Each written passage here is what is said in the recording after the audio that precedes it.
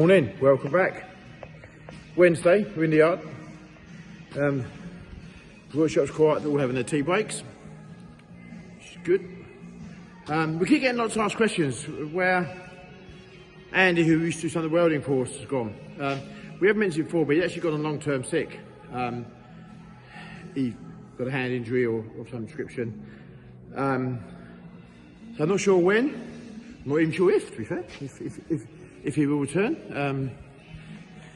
Time will tell on that one, but at the moment he's on long-term sick, so we wish him well. Chris, who's had the heart operation, who's been off for quite a few months, as you saw, returned the other day to the day, and he's gone away, still feels poorly, so again, not sure when or if we'll see Chris back again. It's challenging times, isn't it? Things like that, challenging times, but we wish them both well. So never mind. Ken getting the bowser done.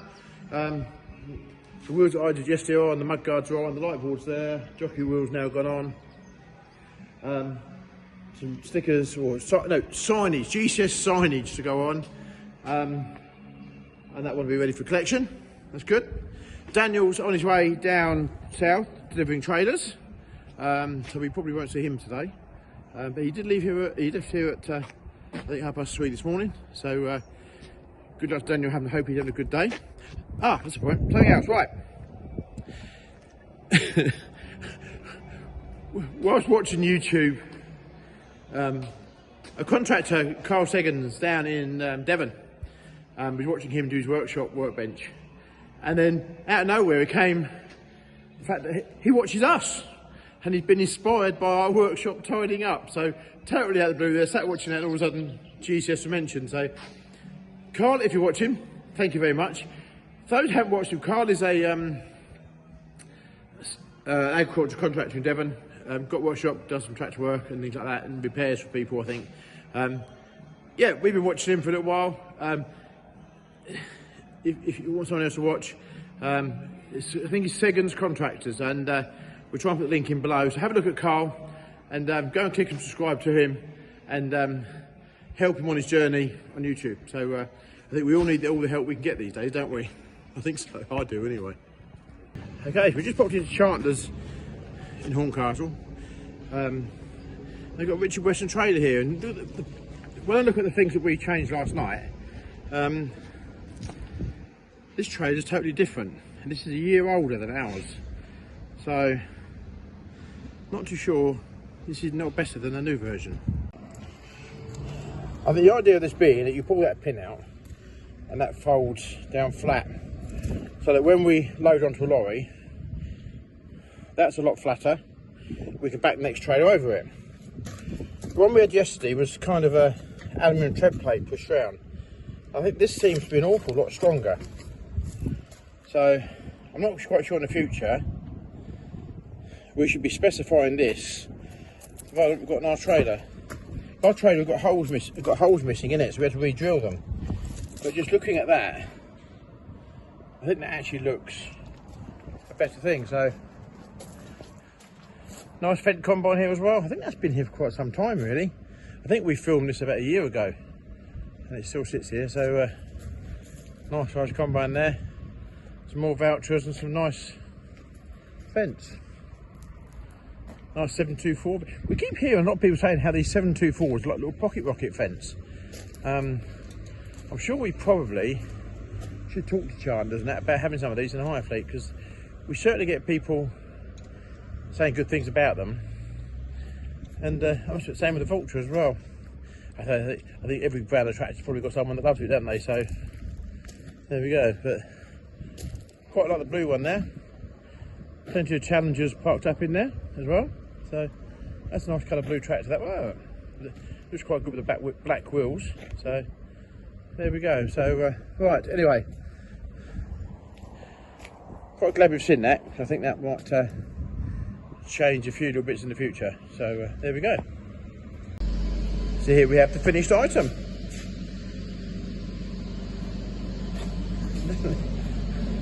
Doesn't that look good? Doesn't that look good? Proper job. I think the paper towel they just had that might be paint with the thing, but what a proper job. Proper job. So hopefully the customer will come collect that tomorrow. Very good. I think Ken's now getting some other chassis ready and finishing that one up there, which is the result. We've got, this is taking a little bit of step forward. We've now got the hose reel put on there today. I think we're just going to make hydraulic hoses up. I think it might actually be one to go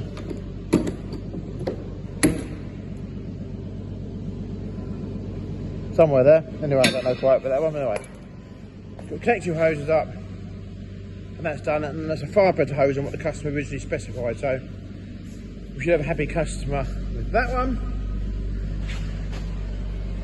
Ken is up there. Are you alright, Ken? He's happy. That's cool. I won't keep interrupting him. So, what else is going on in the yard today? So, I've got a few more of them shelves to put up, which we've ordered. It's another fun task to do, won't it? Now we've got to start getting some machinery ready for to advertise.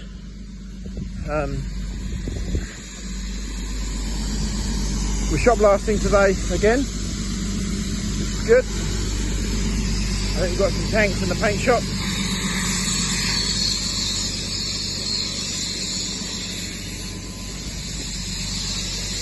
I believe, I hope. That we painted earlier on today.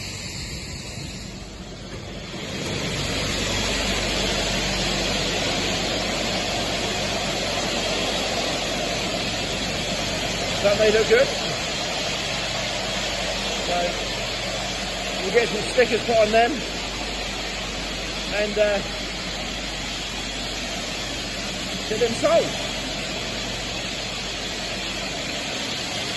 Very talented staff here at GCS, very talented.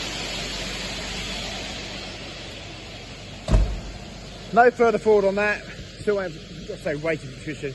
She's going to come put the wiring into that. And we've got quite a few tractors here, start getting washed and ready. The bookings are coming in, which is good. So, seems strange having Daniel here today. Having him out on the road, but there we go, that's good. Here's a good question for my viewers, all those machinery owners and out there, okay. We've got machines all over the UK, as you know, out on hire. And we asked, I'm not going to tell you what brand this is, by the way, because I think that would be wrong. But we had a machine that needs to be serviced the other day. So we paid like have a fixed price service. So a service may be £1,200, £1,500, whatever. We paid for fixed price servicing. And so a dealer went out to it. This machine's a long way from home, by the way. So a dealer went out to it to do the fixed price servicing, and there was a light bulb not working. How much extra do you think they wanted to charge me to change a light bulb? I think what I'll do, I don't think I'm going to tell you now. I think I'm going to let you put it in the boxes below and we'll let you know tomorrow. So how much do you think a main dealer for a very reputable brand, I'm not going to say which one, how much extra they wanted to change the light bulb? I'm not talking about the cost of the light bulb, because I mean I'd happily pay for that, but how much more in labour did they want to charge to change a light bulb? I was gobsmacked, absolutely gobsmacked. And I actually feel kind of insulted that they think that how they can justify the fact that, don't get me wrong, they're already there. They had the light bulb. They were there, they were already on site. They had the light bulb. It wasn't a case of unscrewing lots of things to get to it, because it's not. It's a very simple lens, comes off just like that. How much extra to change a light bulb? So put in the boxes below. needless to say, we didn't pay it. We didn't get them to do it. So we'll get someone else to do it, or we'll get whatever, because it was that silly. So what do you think would be an acceptable price for that? And this isn't a question of how many men it takes to change a light bulb. This is about how much do you think it's worth to change a light bulb. There we go. Anyway, put the answer in the box below. So amazing to think that the way the world is at the moment, how people can justify the cost. I mean, some of the cost of this servicing now is through the roof. I mean, £2,000 for service on certain machines, the dealer seems to think that's acceptable. And I'm convinced that these machines clock up hours an awful lot quicker than they used to when I was a lot younger. They're awful lot quicker. So yeah, quite something. So what are people's views on the cost of this service? What are people's thoughts on it? Because we have to very much evaluate our business almost very carefully on how much these cost. So please let us know what you think. Anyway, I'll give you the answer tomorrow of how much this main dealer wanted to change the light bulb. So let me know in the boxes below today, and we'll give you the answer tomorrow. Right, so my next long list of jobs to do is to start advertising some of these tractors that ready for the replacements. So they do look smart, don't they? They do look smart. I'm not quite sure whether I like the look of the John Deere or the New Holland better. But this tractor, for example, has been brilliant to us. It's a 2019 John Deere, 6,500 hours on the clock, and it's been absolutely faultless. Brilliant tractor for us. It's been on the same hire for the last 4 years. Starts on the button, absolutely mint, nice tractor. So we're going to get it all prepared tomorrow. It's just that we would hire it out again. If someone wants to hire it long term, we would hire it out again. But it's 2019, so it's 6 years old.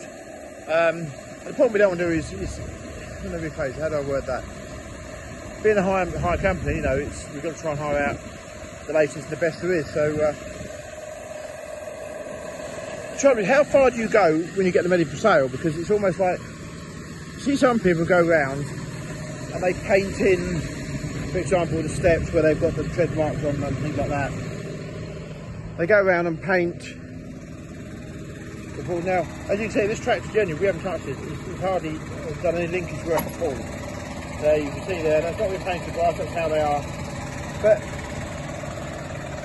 how do people, would you rather see a tractor like this one here where it's coming out in its natural clothes, or would you rather see it where someone's gone around with a paintbrush and tied it up? It's always a hard call, so please let me know what you think, whether or not we should be going around doing that. It makes them look good in the pictures, I know, but then when you come to view a second-hand tractor and you look at it, you think, okay, someone's gone and touched it up and they've done this, what else have they done?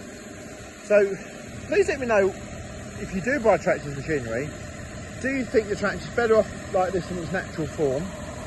And this is, apart from steam cleaning off, this is how the tractor came back from hire. We're going to give it a valet tomorrow and just give the cab a bit of a push out, and the safety shield thing there will be coming off the tractor when we sell it. But just let me know, how do people prefer to see a tractor presented when it's being sold? Apparently we've got more questions, no idea what they are. So, right, question for you, what we need to do before we get into the questions. A couple of people suggested that I do a live question and answer session on YouTube. If you think that would be a good idea, please let us know, and I'm more than happy to do it. Do it live, send me questions or whatever. I don't know. Do they come on the screen when they do that? They come on the screen. Do that, and I'll happily answer them there and then. So if you'd like me to do a live question and answer, let me know. Okay, right. Michelle's got 1 or 2 more questions for me, sent in by people that watch me on the TV thingy. So let's go. Okay. You'll have to answer quick because I've got a bad arm. You have to speak up a bit because people last time said they couldn't hear you very well. Have you ever bought a piece of machinery thinking it would be good for business, i.e. hire, or sale even, but it's been a complete flop? If so, what was it? Over the last 40 years, I have bought lots of machinery And I don't think there's any machinery dealer out there that could honestly say they've never bought a piece of machinery that wasn't what they expected. Okay, so yes, I've bought loads of machines that perhaps I shouldn't have done. It normally happens when you're buying from pictures, hence why we go to auctions and have a look. But there is no doubt we have bought machines that have been no good. And I will tell you a very quick funny story. I was at a Reading, I was at an auction in Reading, and I was leaning on the back of a dumper and I was talking to somebody, and I kind of wasn't probably paying enough attention. And they have a guy, it was a live auction, and there was a guy there with the lollipop saying selling this lot, and he stood at the front of the dumper, and I'm laying there, I'm thinking, oh, that seems quite cheap, and I bid, and I had the winning bid. The next thing was the guy moved the lollipop onto the dumper. I hadn't just bought the dumper, I bought the item that was tucked down in front of it, which one of them little walk behind tracked dumpers. And I was absolutely furious with myself because I was kind of talking to someone, wasn't paying enough attention, and I was absolutely furious with myself because it's my job, I should know better. So I walked off and went away. And I thought I came back an hour later to have a look at this what I'd bought. And I worked out it was a track dumper, and it was there. Anyway, so I looked at it. Anyway, someone came up to me and said, "Oh no, did you buy that?" I said, "Yeah. Would you sell it?" "Yeah." And I think we made about £200 profit on it and sold it to this guy there and then. So that was one case when I bought something that I shouldn't have done or didn't realise what I was buying, made a mistake. I also remember another one. I was at an auction and there was a whole row of 13 tonners, diggers, and I was going down the road. I was talking to someone, probably the same person actually, and I bought this JS 130, and the hammer went down, moved on the next one. The guy said to me, "You do know it only tracks on one side, don't you?" And I hadn't done my homework, I hadn't tried it out, and I bought a 13-ton excavator that only tracked on one side. So yeah, I have done it, and I don't think there's anybody out there that can say they haven't. So there you go. But there's a few more stories like that which I'm sure I'll think of in time. Yeah, next one. Would you consider hiring slurry tankers for haulage, not spreading, like 4,000 or 5,000 gallon tankers drawing to nurse tanks on outside farms? I think I know who that question's from, because I think you messaged me. Am I right in thinking the question was, would we consider having vacuum tankers? No, it says consider hiring. Would we hire them? Absolutely. If we can get, we don't mind what we hire. We'll hire anything that people want. And if we can get enough work for something, or people have got something they want to contract hire, long-term hire, or we get enough required for short-term hire, no problem at all, we'll buy them. We've had nurse tanks in the past we've hired out. We've got vacuum tankers now. So yeah, we're very open to what people want. If it's something that you don't know about or want, let us know and we'll see if we can accommodate you. No question at all. No problem at all. That's the end of the questions, apart from somebody said, are cream cakes on the expenses? What are the ones that I give to all my staff? I think the one I had yesterday. Of course, I like to treat, it's good. I like to look after my workers. So, do I make my workers pay for the cream cakes? No, I don't. Do you think they would do? No. No, okay. No, there we go. Anyway, thank you for asking questions. Anyone got any more, please let us know. If you'd like to do a live question and answer time, more than happy to do it. I might be open myself up there for something really bad, mightn't I? Right, okay. Thank you very much. Thank you for watching my video. Hope you've had a good day. Feels like spring's in the air. So anyway, let me know how you're feeling. I'm going to say I'm feeling about 80% today. So let me know how you're feeling in the comments below, and we'll see you in the next video. Thanks for watching. Cheers.